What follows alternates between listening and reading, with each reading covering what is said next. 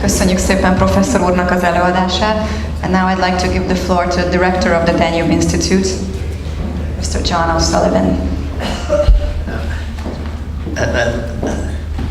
Madam Chairman, and thank you very much for inviting me to this splendid occasion. And I'd like to say that as on behalf of the Danube Institute, where I'm president, and of the Hungarian Review, where I'm associate editor, we're delighted to be associated and to be able to take part in this. A number of interesting things have been said before, and I've enjoyed all the previous speeches. I've just add to something that Christopher said. I too experienced, as one of her aides, the great kindness and motherly kindness of Margaret Thatcher, and also in relation to food. But,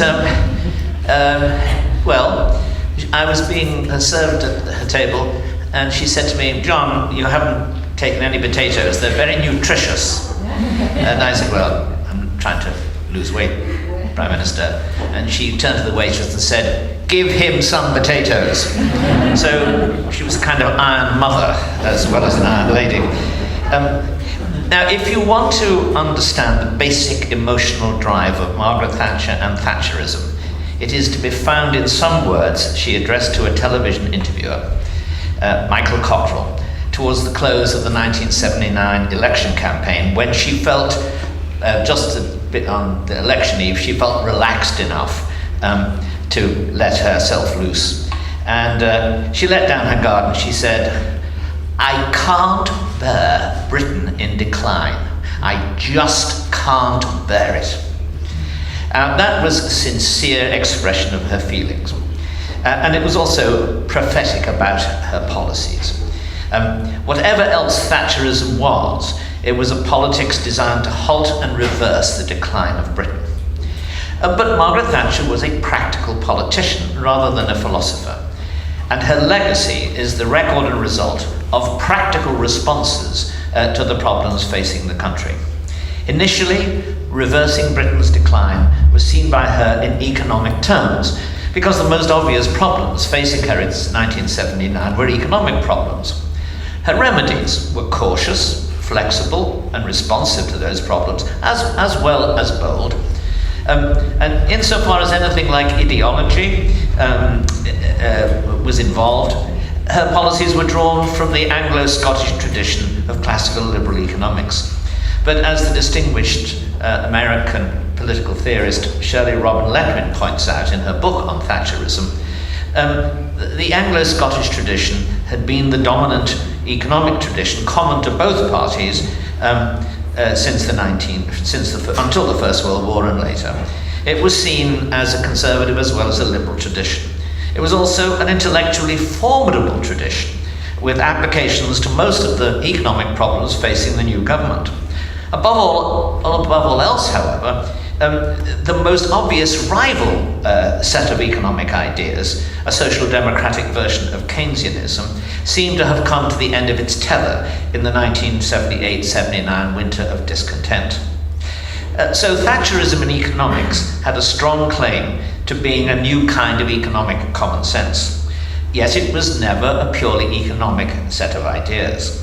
When British interests were challenged from other directions on other issues, she drew on other relevant national traditions, notably on a tough-minded version of national interest realism and on a moralistic one of liberal internationalism to justify her patriotic policies.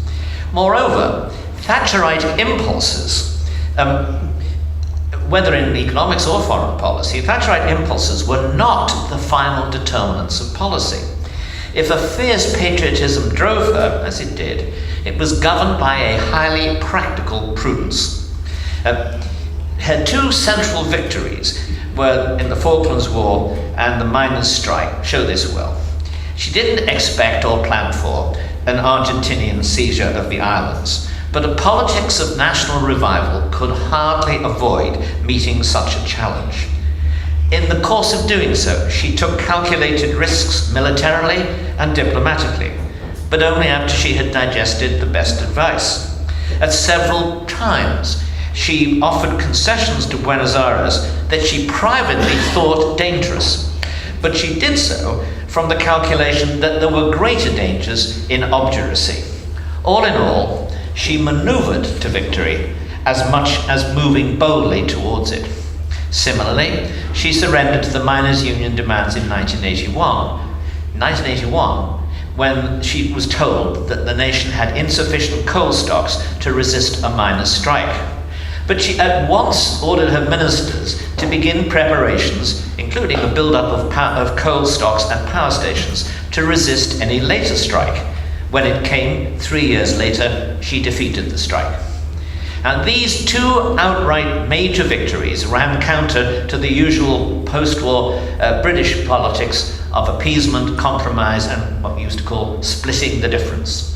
Together with her prominence in Cold War diplomacy and her successful economic policy, they established her domestic political dominance, entrenched her economic and labour union reforms as the new consensus of British politics, and elevated her international profile, all of which was said, I think, by the ambassador this morning. In foreign affairs, Mrs. Thatcher personally played a crucial role in helping other West European governments to resist the powerful peace movement of the 1980s in order to get American missiles stationed in Western Europe, which I think was the climatic victory of the Cold War, really. She brought together Reagan and Gorbachev in their crabwise dance towards ending the Cold War peacefully at the various summits of the mid to late 1980s.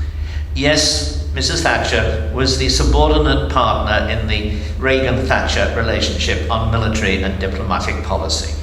Given the relative size of the two economies and countries, it could not be otherwise.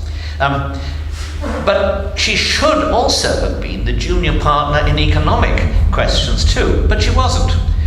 It is Mrs. Thatcher who will probably be remembered on economic questions as the more important and world-influential economic reformer. Why? Well, in the first place, the recovery of the British economy in the 80s was more impressive because it started from a lower economic point and occurred in a more left-wing country.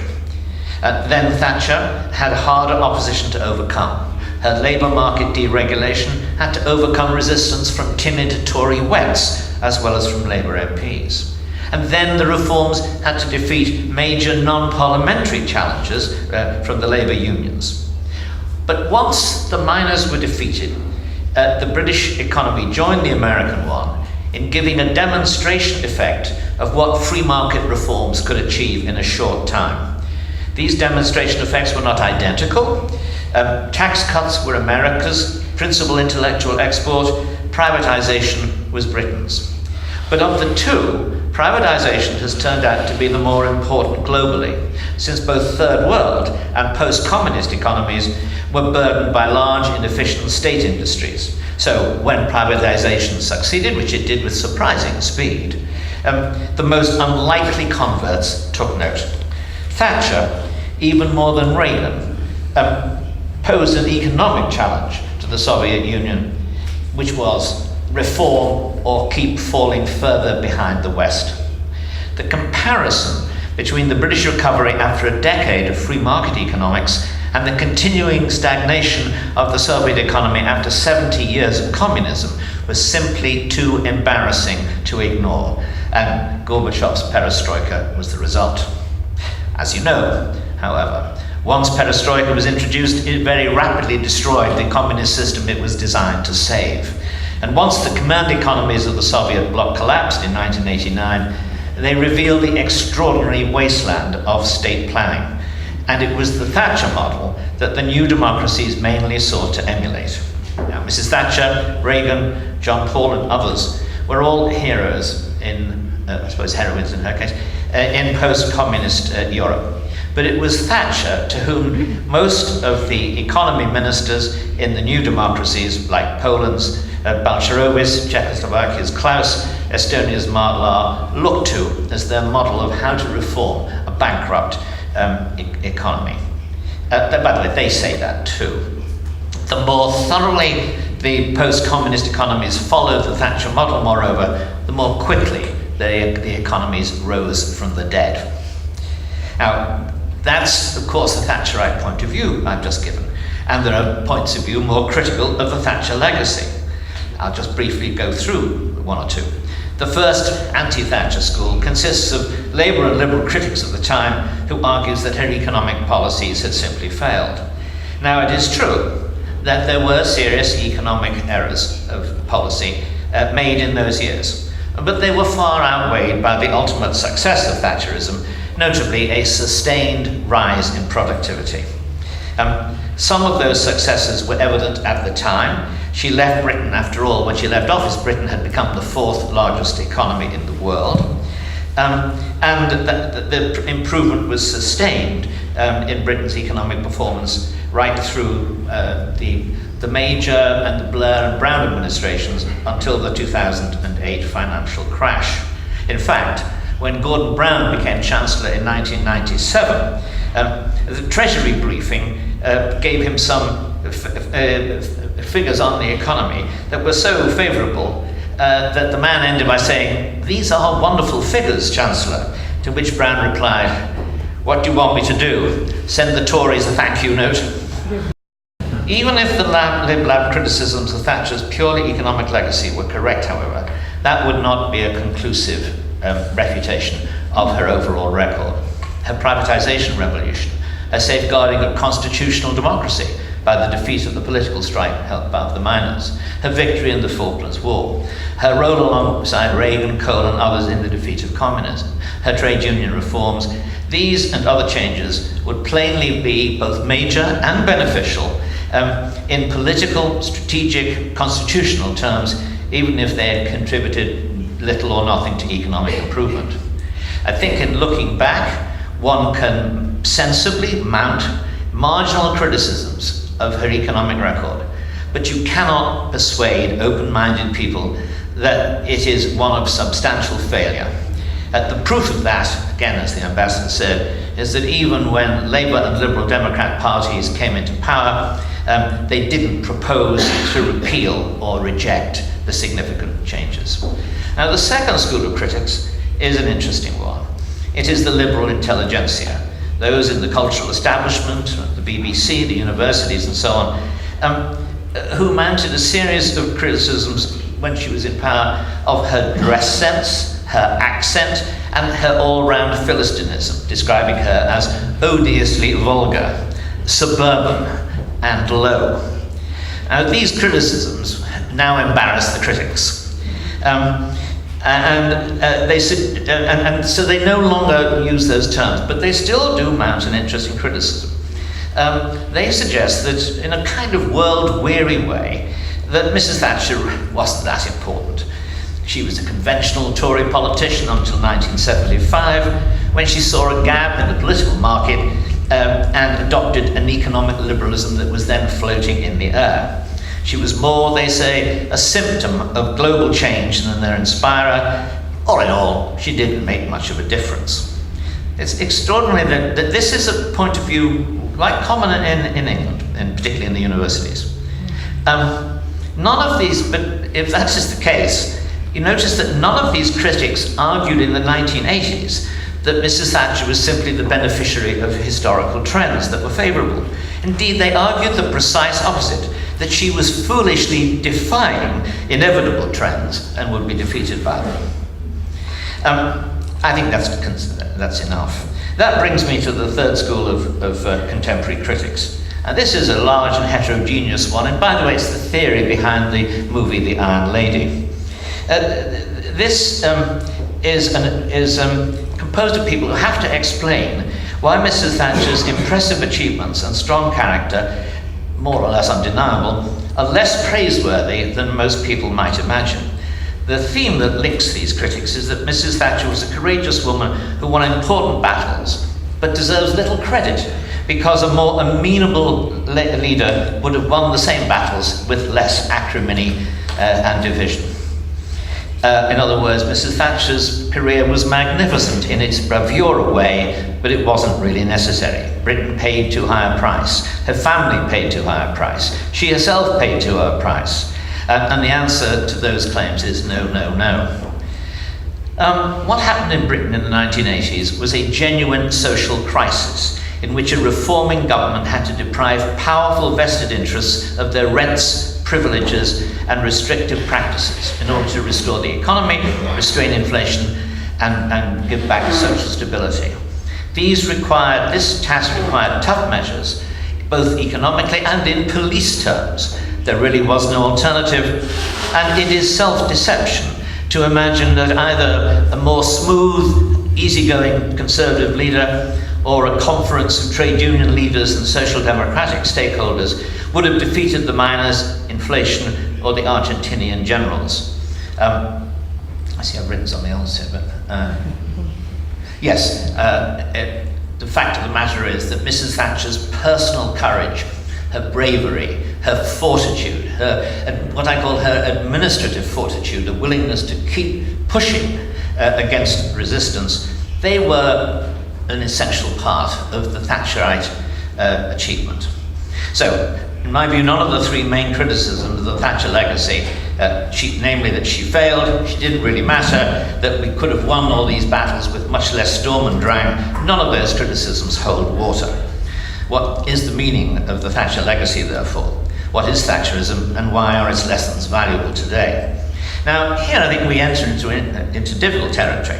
When you ask those questions, you run a risk of making Thatcherism sound rather like Macaulay's view of the French Revolution, namely a powerful herbal medicine that almost kills you, but that once you've recovered proves to have rid your system of certain long-standing chronic ailments that had weakened it before. And there's enough in that idea to make it worthwhile to inquire, you say, if the Brits did it, can we pick up the same, can we run the same medicine? And it also encourages the notion, which is quite common among conservatives, that Thatcherism is a kind of ideological project conceived in advance, drawing on abstract economic ideas, imposed on an uncomprehending nation, all, as it happens, with success, but a certain kind of achievement. So we have to remedy that's a false view of her achievement. The first important truth about Thatcher and Thatcherism, as I started by saying, is that they were not creatures and applications of abstract ideology, but a practical response to the problems of Britain in the 1970s and 1980s. Our theory can never be wholly banished from political activity and policy.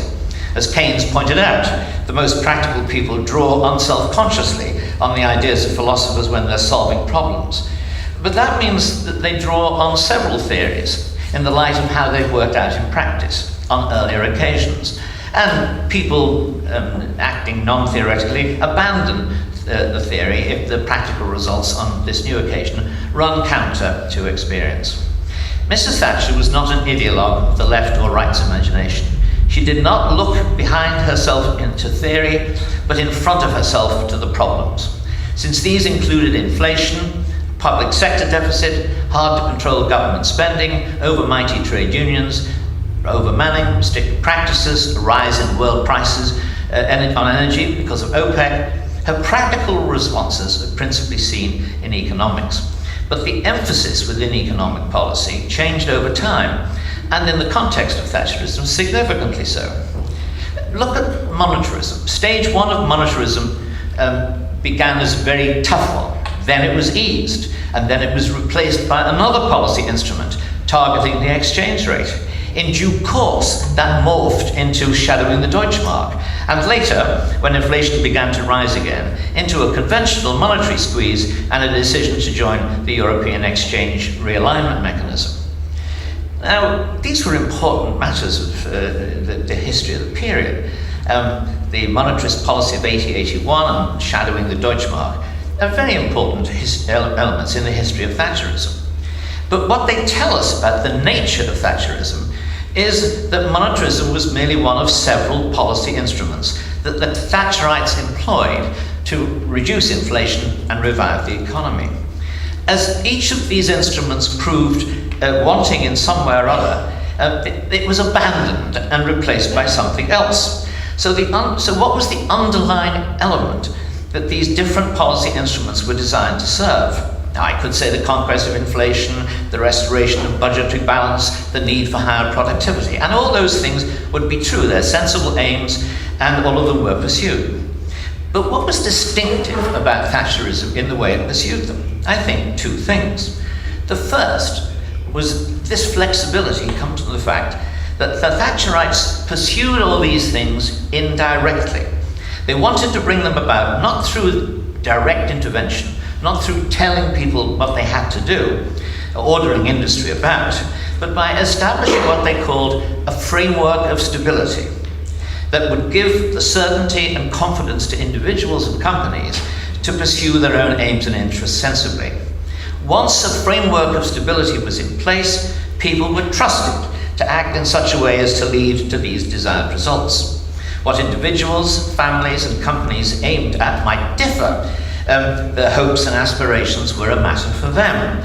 But it was a Thatcherite assumption that these individual aspirations, once freed from government and given stability, once freed from regulation and given the stability to pursue what they wanted, that this would result in a mass economic upsurge that would in due course produce productivity, a better budgetary balance, higher tax revenue, and so on. And that's what happened. Now, a framework of stability is the first element of Thatcherite economics, and the second element in it is what Mrs. Letwin called the vigorous virtues. These are such qualities as hard work, diligence, saving for a rainy day, prudence, variety, sobriety, self-control, enterprise, and perhaps a religion like Methodism, with a moral earnestness that metropolitan liberals like to mark. These are the virtues that enable people to work hard, be promoted, save, establish families, bring up children, and to seize all kinds of opportunities, to found companies, to develop self-reliance, and in general to play an independent part in social life. Some moralists sneered at these qualities as selfish, acquisitive, greedy, and so on. And there is no doubt that some people pursued those vices. But the vigorous virtues are quite likely to be used for self-chosen virtuous goals, as much as for narrowly egotistical ones. Indeed, the vigorous virtues are the necessary foundation of the softer virtues, such as compassion, since only self-reliant people are in a position to help others. And that, of course, was the intended and genuine meaning of Mrs. Thatcher's much misunderstood remark, "There is no such thing as society." When we ask society to help the poor or to rescue people hit by a natural disaster, we are asking other people to help them, whether individually or collectively. Mrs. Thatcher's strength here, in making this argument about the vigorous virtues, was that she did not merely approve of these virtues in theory, she incarnated them. She was a hard-working scholarship girl who knew that knowledge is both hard-won and precious, and who never stopped learning herself. She was a grocer's daughter who, serving behind the family shop counter, saw in simple, practical terms how the free market brought goods from all over the world to a small city in Lincolnshire. She was a well-brought-up Methodist girl whose favourite religious quotation was John Wesley's, "Earn all you can, save all you can, give all you can." And it was because she incarnated the vigorous virtues that she was persuasive in advocating them. There was obviously a possibility, a fear, that these virtues had been discouraged and sapped by various subsidies and benefits that all political parties had provided since the First World War. And if those virtues were at best latent, could they be revived? There must have been doubts on that score. How does a government encourage people? And would enough citizens seize the opportunities that she presented to them? Well, in 3 areas, the answer was very favourable. 1 million council houses were sold to their tenants. Corporate managers used their new freedoms under labour market reforms to create more efficient industries, notably in the privatised sector. Millions of new shareholders bought shares in the former nationalised industries. Not all of the results looked so favourable on the morning after, but the broad picture was one of greater enterprise, ownership, self-reliance, and general social improvement.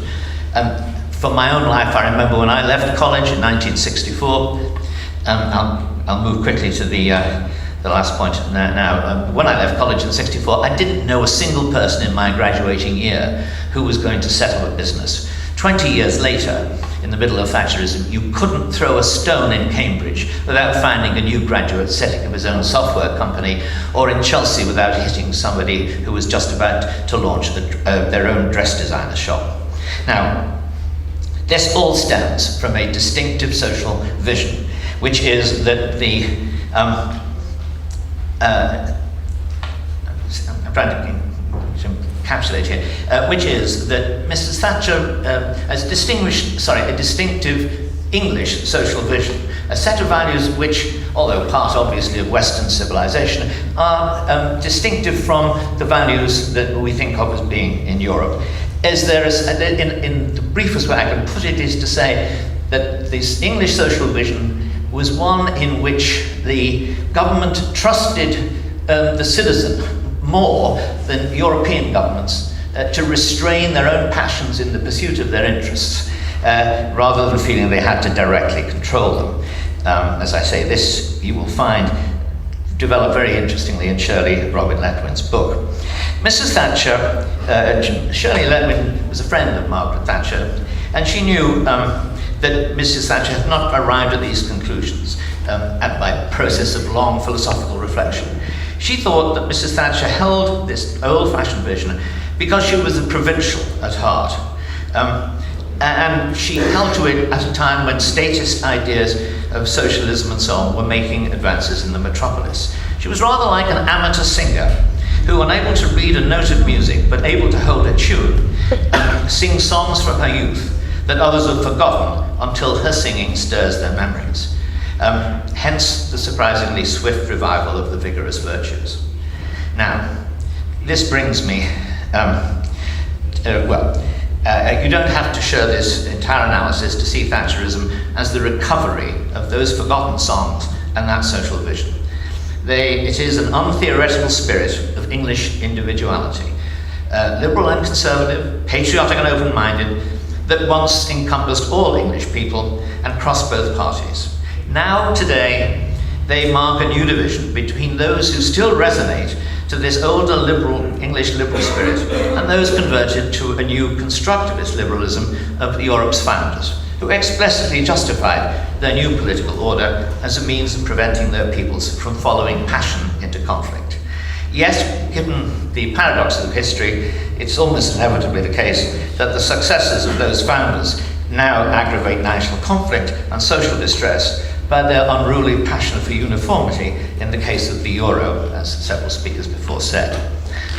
Europe was, of course, Mrs. Thatcher's last battle. She reached Eurosceptic conclusions on the euro and more broadly on Britain's European commitment and her retirement. And I am in the 50% of former Thatcher advisors who believe that Mrs. Thatcher would vote for Brexit. There's another 50% who believe that she wouldn't. As a practical politician, my reasons are, as a practical politician, she was always a work in progress. She felt her way in new policy areas, but as she grew more confident on any issue, she made judgments that were generally consistent with her own political instincts. The more she encountered the European Union in politics, the more suspicious of it she became. It seemed to her to concentrate the centralizing and leveling passions in one vast bureaucratic machine, insensitive to the sovereignty of nations and the aspirations of citizens. Above all, she thought it simply didn't suit the British, who had grown up under different institutions and with this different social outlook. On this issue, she will prove to be either ahead of her party if Brexit goes through, or behind history if it is rejected.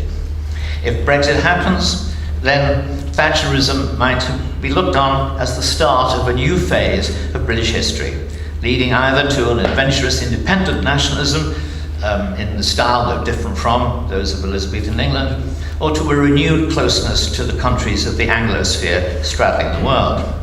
If she proves to be behind history, if the Brits reject Brexit, Thatcherism will look like a glorious last stand by liberal England before it is subsumed into a collective European identity. In either event, in my view, she will have deserved well of the people she governed for 11 years, because without her, they would not have any choice in the matter. Thank you very much.